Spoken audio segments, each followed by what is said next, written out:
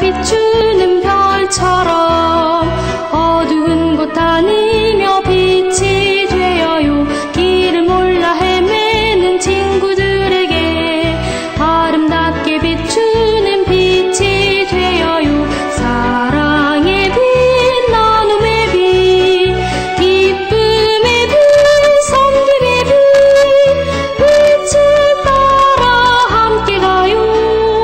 예수님의 빛을 따라. 반짝반짝 비추는 별처럼 어두운 곳 다니며 빛이 되어요. 길을 몰라 헤매는 친구들에게 아름답게 비추는 빛이 되어요. 사랑의 빛, 나눔의 빛, 기쁨의 빛, 섬김의 빛, 빛을 따라 함께 가요. 예수님의 빛을 따라.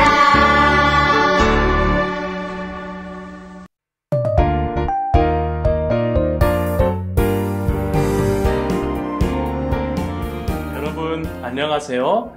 행복한 아침입니다.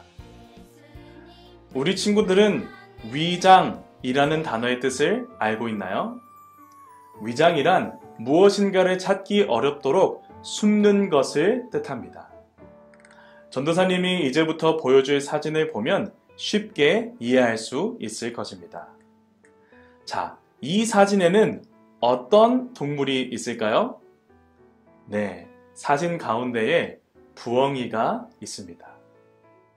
그렇다면 이 사진에서는 무엇이 보이나요? 가운데에 있는 해마가 보이나요? 네, 꼬리로 산호초를 감고 있는 해마가 있습니다. 그럼 이번 이 사진에서는 어떤 동물이 보이나요? 힌트는 개구리입니다. 그렇다면 개구리는 총 몇 마리가 있을까요? 네, 총 3마리의 개구리가 있습니다. 마지막으로 이 사진에는 어떤 동물이 보이나요? 찾았나요? 이 동물은 도마뱀의 한 종류인 나뭇잎 꼬리 도마뱀입니다. 네, 정말 마른 나뭇잎처럼 생기지 않았나요? 동물들의 위장술은 정말 뛰어나고 신기합니다. 그런데 무엇인가를 숨기거나 위장을 하고 있다고 해서 실제로도 없는 것일까요? 위장을 하고 있다고 해서 동물이나 물체가 그곳에 없는 것은 아닙니다. 부엉이, 해마, 개구리, 도마뱀을 찾기 힘들 수는 있지만 분명 그곳에 있습니다. 또 동물들은 종종 먹잇감을 잡기 위해서 몸을 숨기기도 합니다. 제규어나 외가리 등 여러 경우에는 먹이를 잡아먹기 위하여 몸을 숨기기도 합니다. 숨어있는 포식자 주변을 지나가면 먹잇감이 되고 말 것입니다.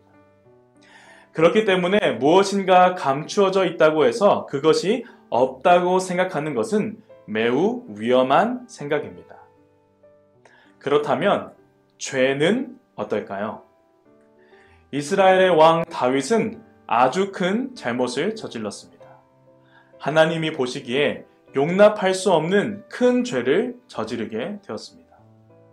이미 남편이 있던 밧세바를 아내로 삼고 원래 남편이었던 우리아를 죽게 만들었던 것입니다.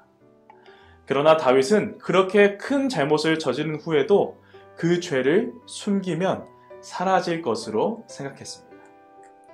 하지만 다윗이 숨겼다고 해서 그 죄가 사라졌을까요? 아닙니다. 오히려 상황을 더 좋지 않게 만들었을 뿐이었습니다. 다윗은 죄를 숨기는 대신에 하나님께 자신의 죄를 말씀드리고 용서를 구해야 했습니다. 다윗처럼 우리는 죄를 짓거나 잘못을 저지른 후에 숨기는 것이 잘하는 행동이라고 생각할 수 있습니다. 하지만 우리의 죄를 숨긴다고 해서 우리의 죄와 잘못이 사라지는 것은 아니라는 사실을 꼭 기억하기를 바랍니다. 오히려 숨겼던 죄와 잘못들은 여러분이 용서를 구하는데 더 큰 방해가 됩니다. 우리 친구들은 죄를 짓거나 잘못을 했다면 숨기지 말고 즉시 하나님께 용서 구하기를 바랍니다. 하나님께서는 여러분의 모든 죄를 알고 계십니다. 사랑으로 용서해 주시는 하나님이 계시다는 사실을 잊지 않기를 바라며 오늘 말씀을 마치겠습니다. 함께 기도하겠습니다.